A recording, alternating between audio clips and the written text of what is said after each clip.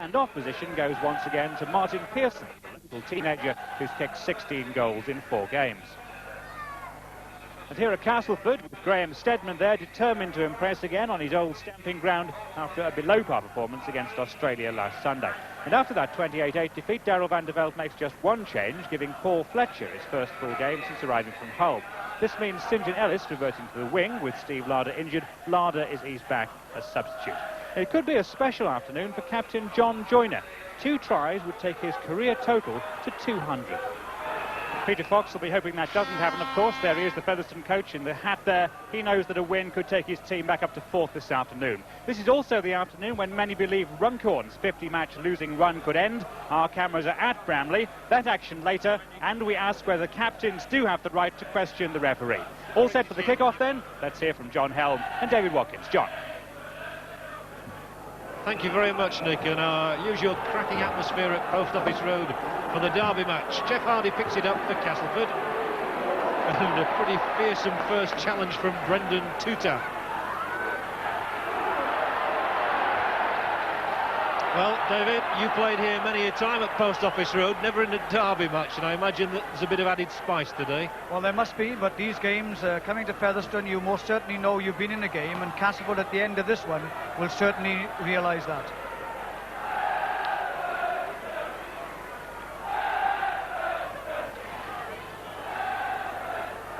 But David Carter from Witnesses, the man who's got the job of handling the derby. And he told me he was really looking forward to it. When he arrived here, he couldn't believe spectators were coming as early as they were. He knew it was a very special day.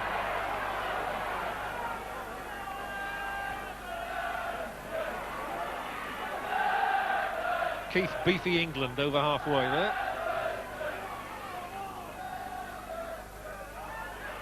Here comes Lee Crooks, and he's made a good foray, and he's made a good 10 yards there. Further into the Featherstone half. Switched right by Beardmore for John Joyner. Sleight of hand from him. Good running as well here from Sean Irwin. And a promising start from Cass. Along the line from French to Steadman, who kicks, and they know all about Steadman here, and they know about him so much they've conceded a penalty. He was flattened having kicked through, and Cass had the chance of the first points of the game from that. Well, that's a very positive start by Castleford. They're moving the ball about well. Steadman sees that the defence is tight, tries to push it through, and was impeded.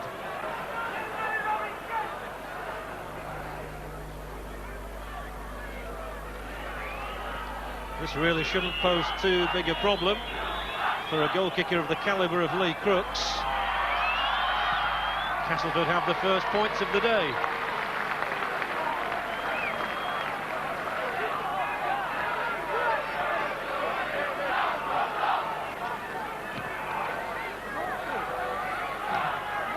Both sides have come out fired up. Derek Fox kicking down the hill.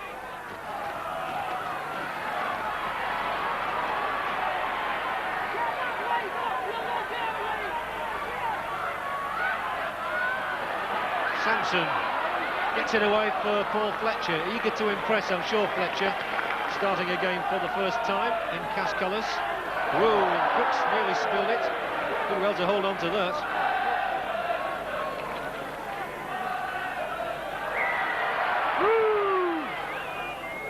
And the penalty is awarded this time for the home side, and Featherstone have the immediate chance of response. And Jeff Gratian has already said, let's kick the goal.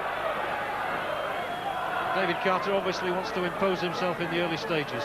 Well, and rightly so then, because as they were going forward for the kick, he was impeded again, and that was a lack of discipline on behalf of Castleford. Martin Pearson has been in excellent goal-kicking form in recent weeks, and this shouldn't pose a problem for him. That's how straight it is. He makes it 2-2. And both those penalties came about from indiscipline. Oh, good running, and we've seen Smales do that so often. It's very much a sorting out process at the moment. Well, you can see by that last movement, by having Smales out wide, that's where they feel they can break down the defence, so it's important they move it out there as quickly as possible.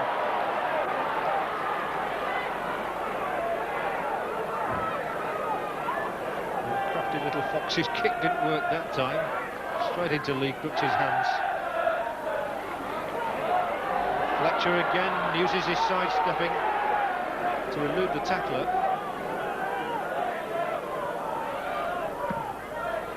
Stedman's boot. Now bid.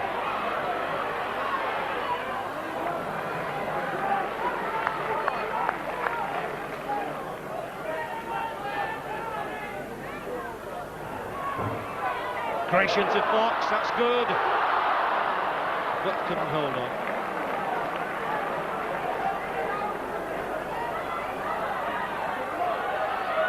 Castleford moving it around, Kevin Beardmore. But the tackling has been good. That's why there are no tries on the board as yet.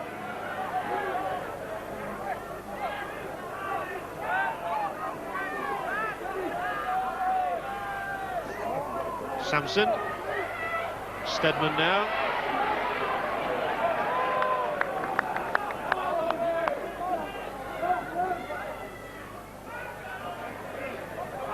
Very few gaps to exploit. Hardy tries to find another one somewhere, and there's none there. And they've got through to their sixth tackle. French, again they try the high one, and this is not an easy one for anybody to take. That's a superb catch, it really is. Well, Bibb was talked about some years ago as being a real test candidate, and he certainly has kept along those lines. That was a superb pluck out of the air, and his defence has always been very sound.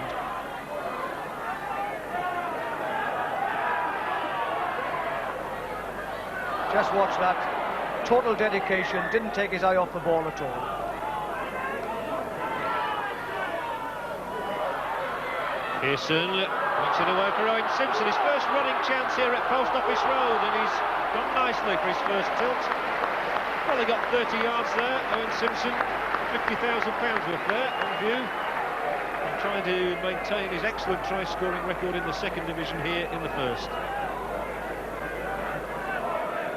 I think what was very good about that was he took the opportunity of trying to take St John Ellis on the outside, and that's good wingman play.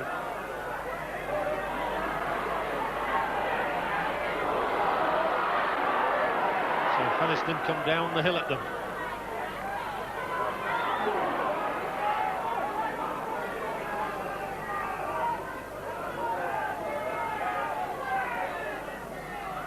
Burton, half break there. It looked as though he was through for a moment.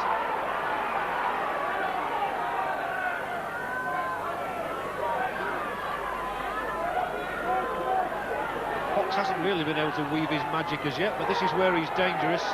30 yards out, the longer ball slipped to Tuta this time, the chip over, it'll fine touch. And it'll be a scrum, some 20 yards out.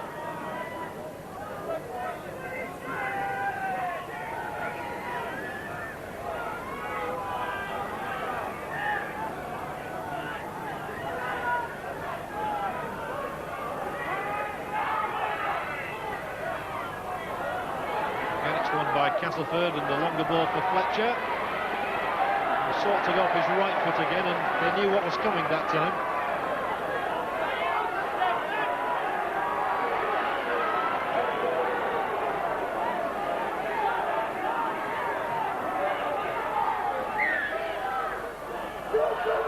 Once again, it's a penalty. Crossing. Cass's penalty. Carter, letting everybody in the crowd know what it was for.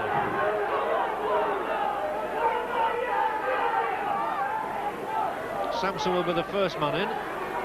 Grits his teeth and gets to within 5 yards of halfway. Trevor Clark makes sure he stays down. England now. England who came back for Great Britain last year. Well, Casa now driving. You notice they're coming in short and sharp to bring the defence in, trying to move it in, but what they're going to do is get the ball out. It's a lovely ball from Crooks to Fletcher to French to Stedman, and Graham Stedman is going to get the first score against his old club. Admirable play from Castleford, and the perfect man to back it all up. He's in great form. Well, there are a number of features in this try. They've driven in it hard once or twice, but Crooks has come on straight. Now he's taken the pass in, puts it back inside. Now the defence now is all coming into Fletcher, but watch this switch of the ball, bringing it back the other way. French is up in support, Steadman is there, and it's his pace that actually finishes it all off.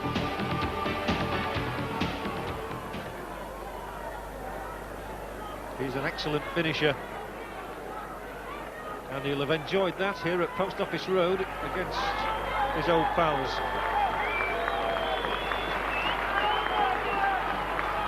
It's a straight enough kick for Crooks.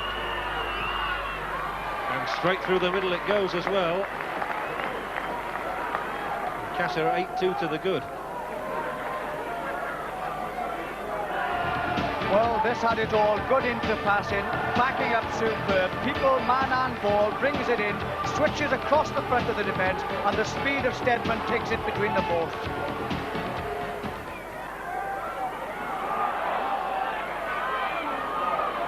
Mueller, which way's he going to go? Can he straighten up? Oof. Everybody felt that one. Nobody more than Mueller. There were two of them went in on him. They went in too high as well. Referee Carter was there, the touch judge was there as well. And the Featherstone fans chant off. Oh, just watch this, he's running on a wide arc on the outside. The defence is all chasing across after him there. Look at that, straight round the top of there, Graham Steadman. He certainly will be told by the referee about that.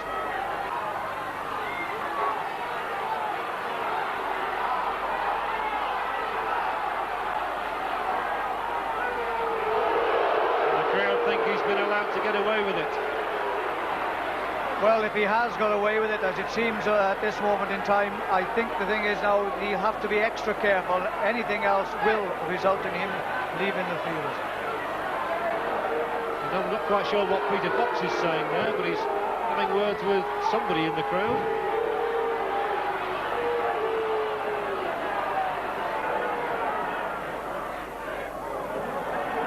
Fox well taken out that time by Jeff Hardy. Smails to kick it downfield. Straight to Ellis, who took it superbly well and comes inside Simpson, who's stuck to him. Onto it comes Lee Crooks. Had a big part in the Castleford try. French, he played his part too. That's a better ball. Steadman, roundly booed by the Featherstone fans. Ooh. Everybody was coming in for him then. Oh, dearie me. Oopsie daisy. Over goes Mr. Carter. Fox with the chip over the top. Oh, and it's picked up by Fletcher. Play on, says the referee, and Cass have got chances here. All happening. They've got 6 more tackles as well. Trainers on all over the place at the moment as Joyner tries to find an opening. Bibbs having treatment, French is having treatment. Steadman's still going towards the Featherstone line.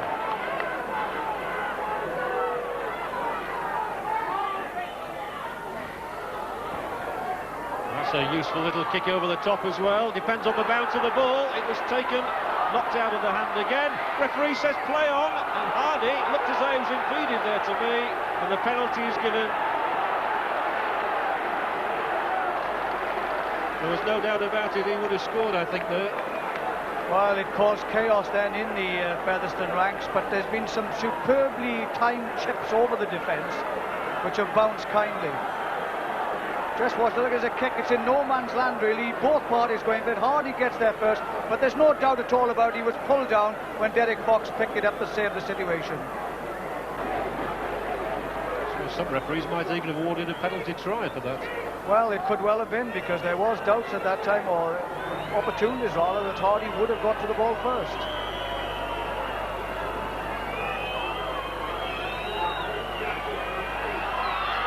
Castleford have to content themselves with 2 more points from the boot of Lee Crooks. It stretches their lead to 10-2.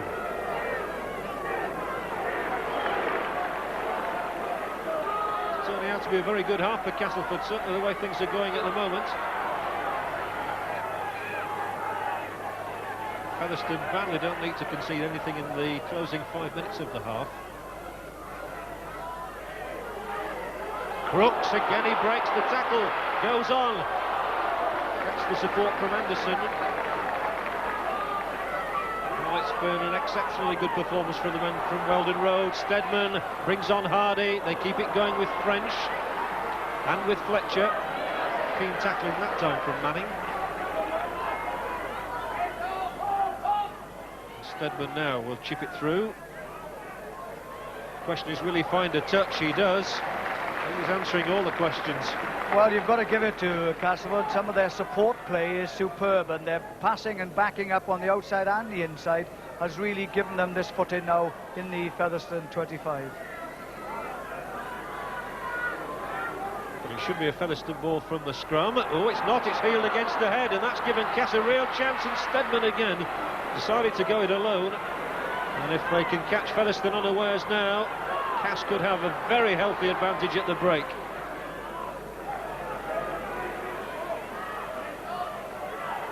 England sought to get it away and couldn't. So Beardmore takes it on alone.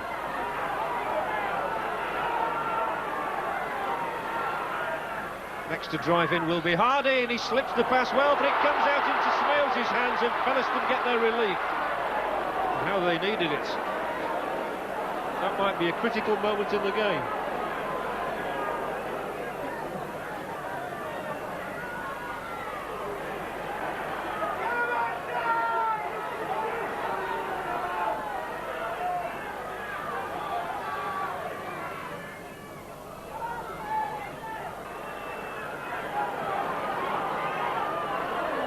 Well, there has been some time to add on because of the injuries in this first half. Notably the one to Paul Newlove, and a penalty once more awarded against Cass. It was Keith England who was the offender that time.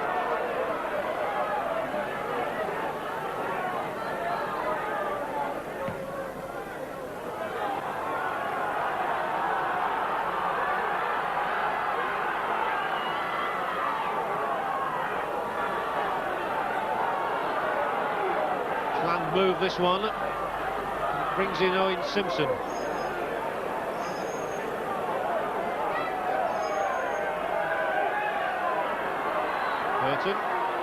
Not quite sure if that's an attempt at a hooter. I fancy it is. The hooter isn't working properly here. It's more like a whimper. But it is half-time at Post Office Road, and Castleford well satisfied with their first half's work. They lead here by 10 points to 2. And much talking for Peter Fox to do. All Featherstone have conjured up has been a goal by Martin Pearson against the try by Graham Steadman, and 3 goals by Lee Crooks for Castleford. 10-2, they lead to Post Office Road. It's Castleford taking the field here, and I imagine Darrell van der Velde will have just said to his team, keep it going the way you did in the first half. They lead by 10 points to 2. Let's hear from Peter Fox, the Featherstone coach. I wonder what he's been saying. He's with Nick. Peter, 10-2 down at half-time. What have you said to the lads in the dressing room? Well, I've told them that we're playing the ball down the middle of the field. We've got to move the ball wide to get the backs running with the ball. And we're not keeping a line when they have the ball. We're all chasing the ball, and we're not keeping a line and stemming their attacks. They're just running through us at will. We're also not covering the balls that they kick. We're not getting to the ball first and making them ours. So I've got to do all those things to put them right before we can start playing rugby. Are they still upset about the Steadman tackle, or have they forgotten that, put that behind them now? You can't worry about things like that. That's up to the officials. If they're incompetent at dealing with them situations, there's nothing I can do. Thanks very much indeed. The second half underway. Here's John. Well, I hope the players have listened and heeded the warning from Peter Fox. Well, certainly, David, one of the factors he mentioned there about the kicking, they haven't been picking up those loose balls, Featherstone. Castleford have been there much sharper. Well, yes, but you also have to give it to, I mean, some of the kicks, Lee Crooks and Steadman's in particular, and Gary French, have put them inch perfect between full-back and leaving them in no man's land, and of course they caused a little confusion in the Featherstone defence.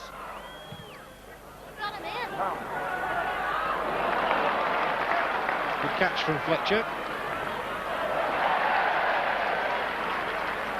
In the first half, the scrums went just Featherstone's way, 5-4, and each hooker managed to win one against the head. That's unusual. Penalties absolutely equal, 6 apiece, and Featherstone have just made one more error. You wouldn't have thought so to hear Peter Fox talk. And I was glad to hear that they've got the hooter working at the start of the second half as well, and Castleford are working well, and it's going to be a try for David Plange. In he goes, and Plange maintains his recent good scoring form. It's the perfect start to the second half for Castleford, and David Plange can do no wrong at the moment. 9 tries in 8 games. Well, this is the perfect start to the second half. Quick passing along the line, leaves Plange on the outside. He leaves Pearson for dead, crosses in the corner, comes round near the post for Lee Crooks to have a relatively simple conversion.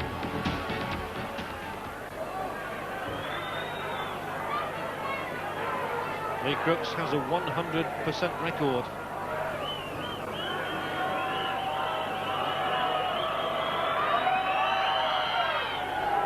Which he easily maintains, but it really was an excellent try, and Castleford goes 16-2 in front.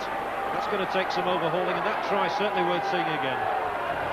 Well, their first half lead was pleasing, but this second half couldn't have started any better. Straight, direct running, Plange put away on the outside by a good first-time pass, leaves the defence floundering on the floor, and he crosses in the corner and comes out near enough to make it a simple enough conversion for Lee Crooks.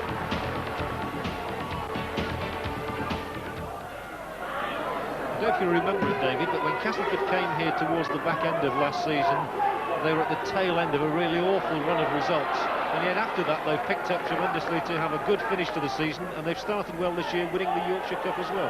Yes, they're playing very well. Their game plan is very positive. Their forwards drive in once or twice, they move it out wide, and of course they have the super skills of Steadman on the outside position, where he can manoeuvre play to whatever he wants to do.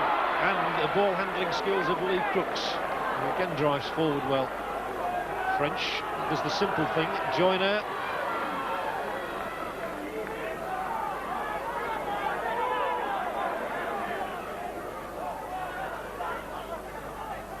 Crooks thought of the kick and turned the ball back cleverly. Good play and good backing up again from Keith England.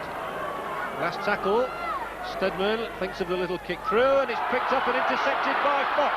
Now he's not got the legs surely to get all the way, and he's actually caught by David Plange at halfway. And a penalty awarded against Plange now. Happens so often that they hold them down having effected the tackle, and now somebody has said something out of turn, and referee Carter moves them on another 10 yards. Something you cannot do. Just watch this now. I mean, he picks up this loose ball.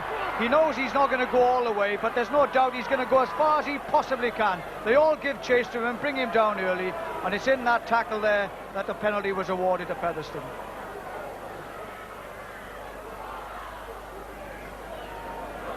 It's vital for Featherstone that they get a try soon, otherwise this game is going to go beyond their reach. Chris Burton drives them forwards to within 5 yards, and there's something for Featherstone fans to cheer now. There will be if they cross the line. No more than 2 yards out, perhaps, Smales. And looking for the big men. Jeff Gratian actually managed to get one himself last week from no more than a couple of yards out. Leo Casey wants to take on the whole Castleford pack by himself there. They move it left again with Tutar. Harry Rose, who's dangerous close to the line. Which way are they going to go? They're going to attempt the kick through, and it's straight into Castleford hands. And Joyner said, thank you for that. 10 minutes of the half gone.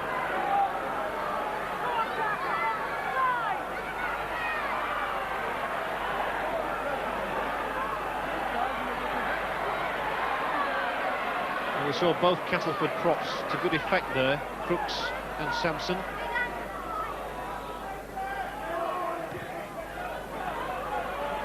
That's useful again.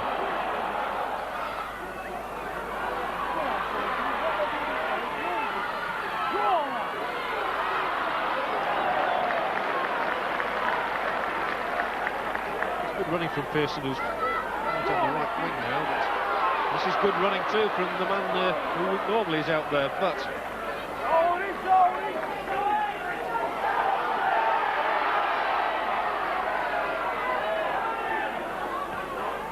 well, they're perhaps running with a bit more purpose and drive at the moment.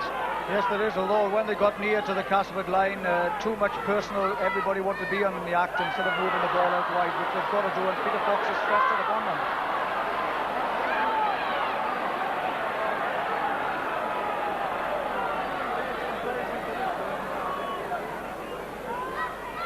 Clark now, and that's a good ball once more, but Casey well spotted in the tackle by Crooks and Anderson. Fox must kick this time, and he chips downfield.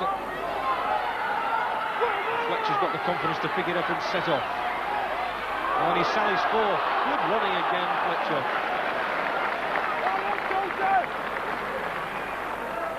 I think poor Fletcher has been particularly keen to impress in his chance of taking over. Yes, he has, and he slips the man quite easily, and then always goes forward, and that's very enlightening to his players as well when you're behind somebody with a full-back of his ability.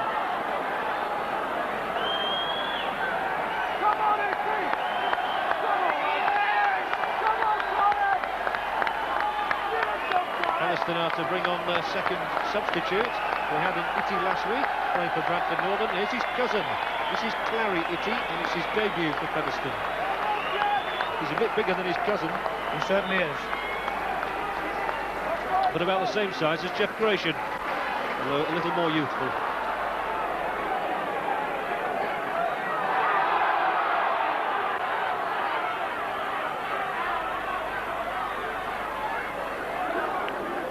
Fletcher almost to halfway, and the last tackle will produce another kick, probably from Graham Steadman. He's the one they look to, and he kicks left to right this time. Obviously trying to find a touch. Might go dead.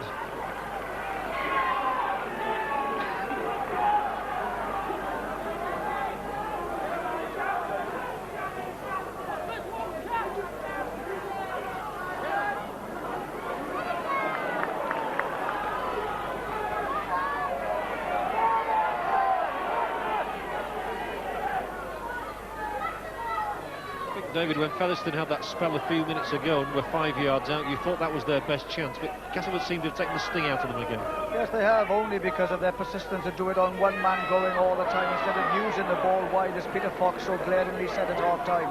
And really, Cass has taken the opportunity of doing everything properly, have good support for the man, moving the ball out wide, and of course they've scored the tries which have benefited them. They might have a chance now. Manning takes it on. Oh, and that's splendid running from Manning as well. He had to be aware as to where his winger was too. They've got 6 tackles from here because it touched the Castleford player. Just kept it going. Manning definitely one of Featherstone's better performers on the day. He's always run with purpose. Petit.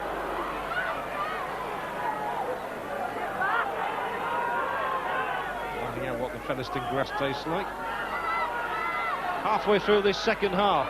Tutor now tries to sell the dummy, using his partner as a decoy. Away goes Leo Casey. Longer ball, they try and spread it now. That Smiles is dangerous from this range. He kicks straight into Castleford hands though. Fletcher knocked it down. The referee said that was not a knock on. I really thought Smiles might have had a go for the line himself. Well, there was so much indecision there really on two parts. I mean, when Cass had the ball, they quite don't know what to do with it now, but I mean, and they've been so positive normally in their thinking.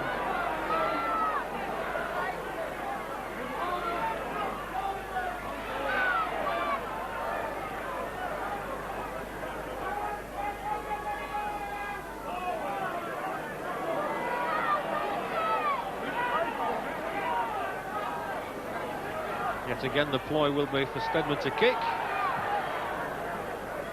Hammers it down the pitch. Again, he won't find touch, I don't imagine. Oh dear, it's gone straight off Martin Pearson's boot and it's gone behind his own line, which means he'll have to drop out under the sticks. But the tactic is obvious, and if the kicks, even if are long and don't go into touch, they put them under pressure all the time, and Martin Pearson was under pressure then.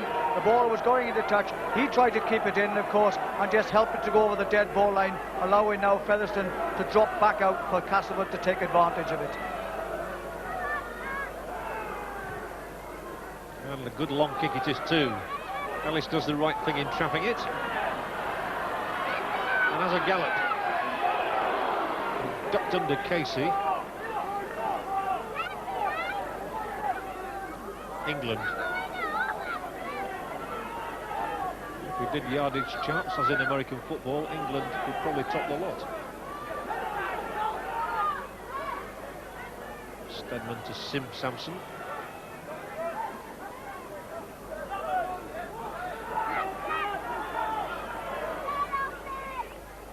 French and Crooks, he timed the run perfectly, did Lee Crooks, and he might get the pass into Anderson was there, but it didn't come.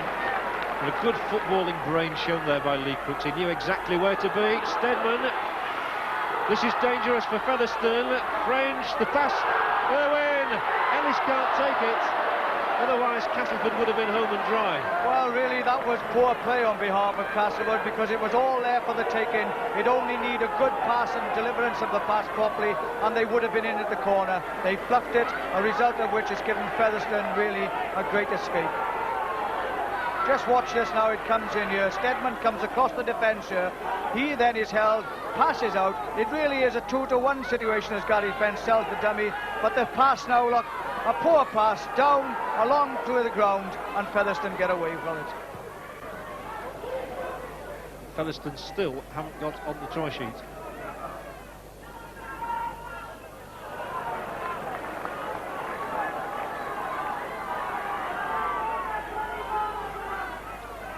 Burton. They're using in sporadic bursts. Chris Burton, as I said, veteran, experienced player. And once more, they've gone through 5 tackles. Fox the high one. And Featherstone under the post, so looking for a try. There's a massive bodies there for the referee to sort out, but Castleford and Stedman have it in their hands.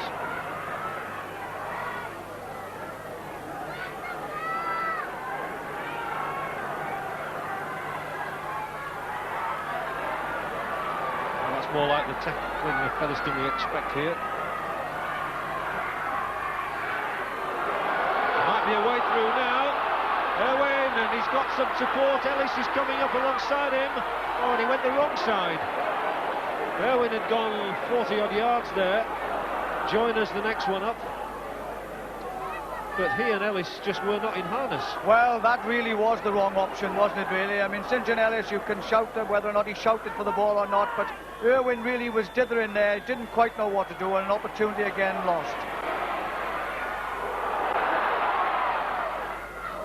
Fox brings on Tuta. Now Gary Rose. Disappointed to be left out of the starting lineup today, Gary Rose.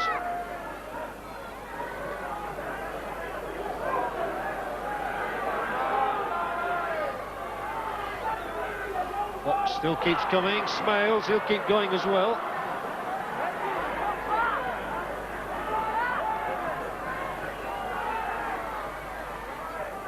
Again, Featherstone have switched it back from left to right. There might be something now. Fox still going. Derek Fox, 5 yards out. Featherstone fans felt there might have been a penalty, I think, then, but there wasn't. So they swing it left. Oh, it was dangerous, but it might have opened them up. Here's Tuta. He's a good runner with the ball. And Fox threw it away, but it was picked up again by Manning. Terry Manning gets his ball into Chris Bibb, and Bibb sets off. This is better from Featherstone. They're still trying to manufacture an opening somewhere along the line. Ian Smales slips the ball out this time, and Owen Simpson gets his first try in Featherstone colours at a very good time for his side. Well, it's the first real time that Featherstone have put it all together. They kept the ball moving. This is the highlight of the play. Probably a bit untidy to throw it away like that. But when you have people outside you and you can't move the ball as well as this, Smales draws the defence perfectly and puts Simpson over in the corner. And it's a nice moment for the former Keighley man, who'll feel a whole lot better about life now.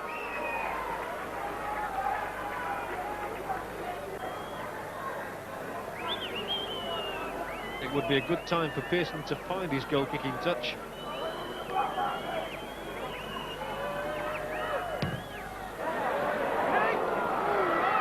Well, it was far from easy, and it missed by a whisker.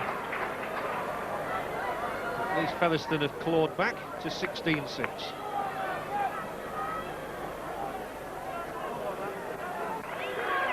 Engine Ellis has now gone off to be replaced by the Australian Steve Larder. Fox with 6 minutes left, scurries away, gets the pass in, and they are doing that a little bit better now, and they keep the ball moving and kept it alive well. This is more what you expect from a Featherstone side. I'm sure not even Peter Fox would pretend this has been one of their better days, but here's Fox, and they've not given up all hope. And a try now would make it interesting.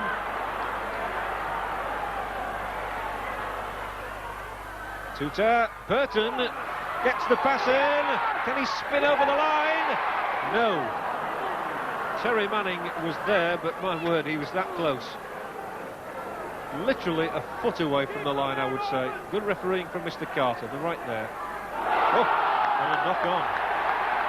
Well, this really is their best part of their play now. Why couldn't they have produced this earlier, they'll be asking themselves, because there's a little more purposefulness now in their play. Unlucky in this situation. Surely was Featherstone's last hope of another score. Come on, let the flow, time it!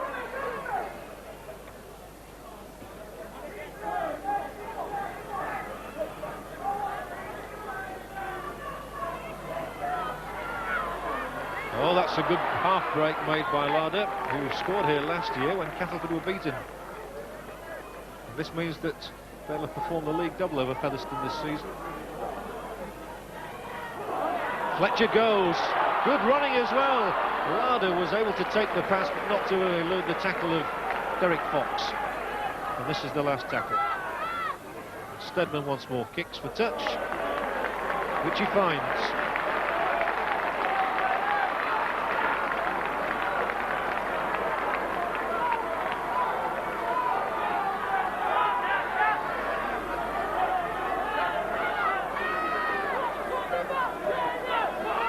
But it's surely going to be a very sweet journey home down the road. Very short journey as well for Castleford's followers. French has taken it, and French might score for Castleford. Can they get a try now? Surely somebody's got to get in there. Grant Anderson's the man. Castleford put the seal on their victory. Featherstone caught cold at the scrum. There's nobody very cold down there at the moment. There's a lot of heated action. But the try has gone to Grant Anderson. Well, they always seemed as if they could score at will. French takes the ball out here now, runs into the gap, draws the defence, passes a Stedman, a long ball over the top. Anderson takes it, and he just canters over.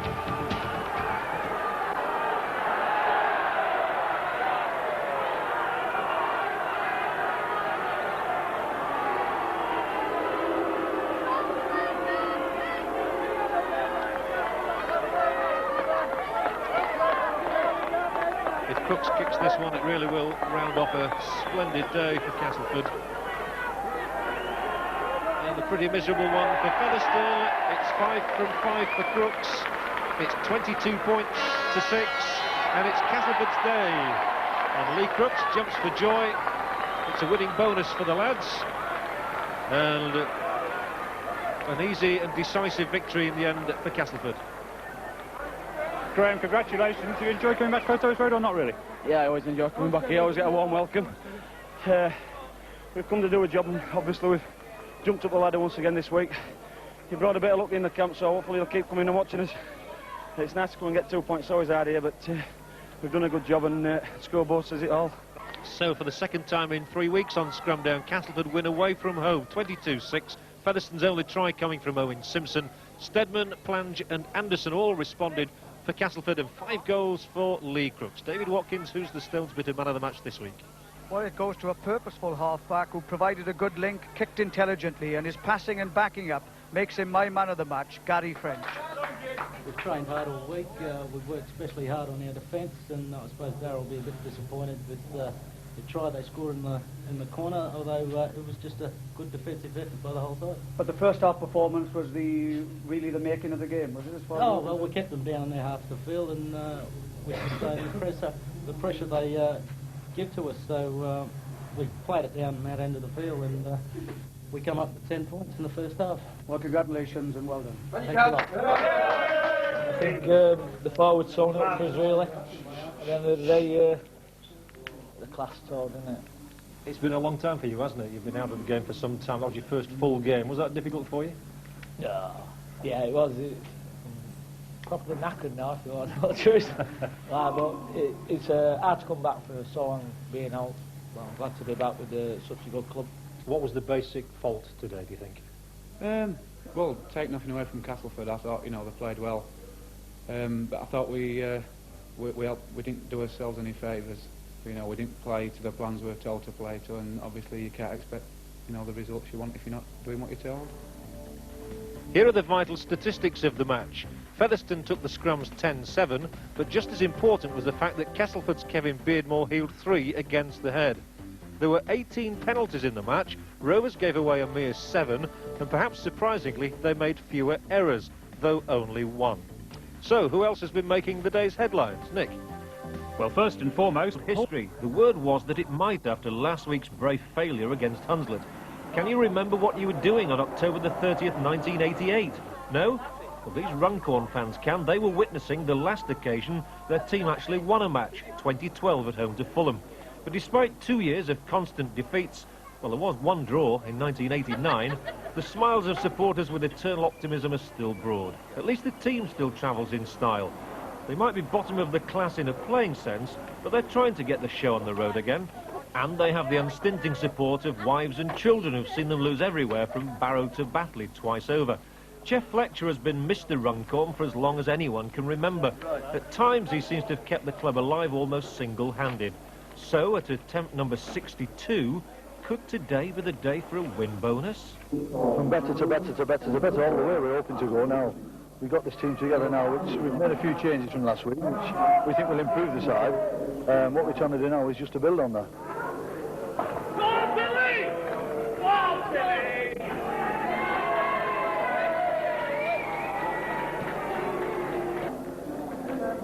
Bramley had been battered themselves at Salford last week and weren't too impressed by talk of Runcorn turning them over. They obviously wanted to make sure they weren't the ones to become Runcorn's record breakers. It had looked promising when Runcorn's Bradley Higgs cantered towards Bramley's line, but all he did was make a gift of the pass to Peter Lewis. And from that moment on, it was Runcorn on the receiving end again. Justin Wallace getting the touchdown. Runcorn were back in it, though, when Billy Platt slipped a cute pass away and Sean Dolan skipped towards Bramley's line.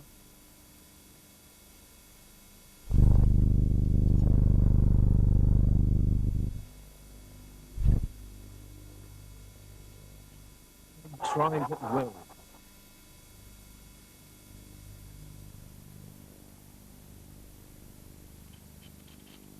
Of course, have seen it all before. Their hopes were shattered yet again. The team crashed 44-6. Some of them left reeling by the latest defeat. Yet the fans won't desert them. Keep going, and we'll keep going as long as they keep going.